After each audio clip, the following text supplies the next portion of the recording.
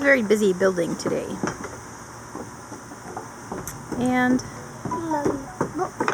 thank you for the block.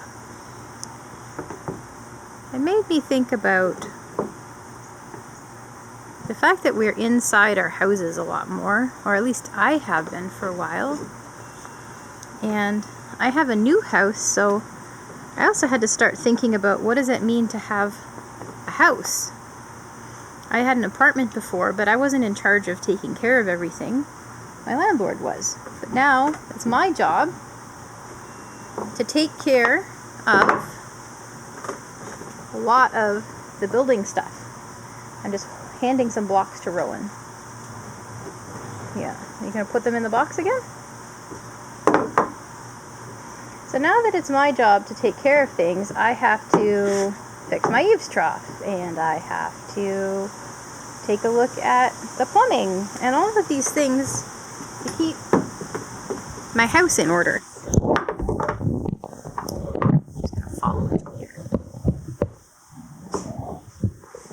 So as Rowan maybe builds his own house with some big blocks here, I'm thinking about how do we build a house in ourselves? What does it mean to take care of things, to take care of ourselves? And I just happened to think about that hymn that sometimes we sing that starts, "Let us build a house where love can dwell." In my house here, I'm trying to make it a home. It was a new place to me, and I found it kind of scary even to move last year with a little baby to a new place I'd never been before. And I had help from my mom and my dad and my in-laws, and I had help from friends, and I had help from the church family who dropped off some food and gave advice while we were moving. And now that we have this house that we're living in and all these jobs to do,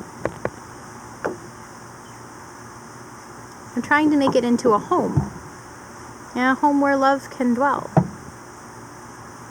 I think that the hymn is talking more about the church building and the church community, but I think it applies to our lives too.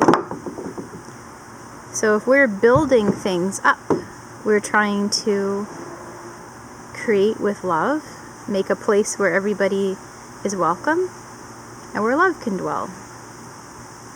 That means love lives here. So maybe my sign and my hymn could also just say, love lives here.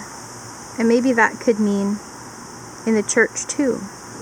It could mean in our hearts. Love lives here. It could mean in our family. But what I'm learning most about having a house is that there's work involved. So just as Rowan has some important work to do here as he builds his house with his big blocks, he is learning what stacks on what happens if things fall down, how can he build things, which shapes work best. Now I'm learning all of that about my house. How do I know how to fix the eaves trough? Who do I hire to do things that I don't know how to do? How do I keep myself safe? I think that that's the same when we're talking about our church family and also about our hearts. There's work to do. We have to keep trying, and sometimes our blocks are going to fall down. Sometimes we'll make mistakes and not make the right choice, or sometimes we think everything's perfect and then it's just not quite right. But if we're going to build a house where love can dwell, it needs to mean that everybody is welcome. It needs to mean that there is peace and caring, and that when there are setbacks or problems, we keep going. So now that I have this house, this little house where I'm living with my little person here, I need to keep trying. And some days I think, oh man, I don't know what I'm doing. I can't do anything right. I need some help. And if I call on friends and family, they'll say, hey, you've made good decisions before. You can make good decisions again. Keep trying. And if I look into the face of this cute little person here, he just looks at me with love and sometimes frustration if things aren't going his way. But he also tells me in his own way, let's just keep trying. So look, he moves his blocks up and down, and he's learning as he goes. And today, that's what this means to me.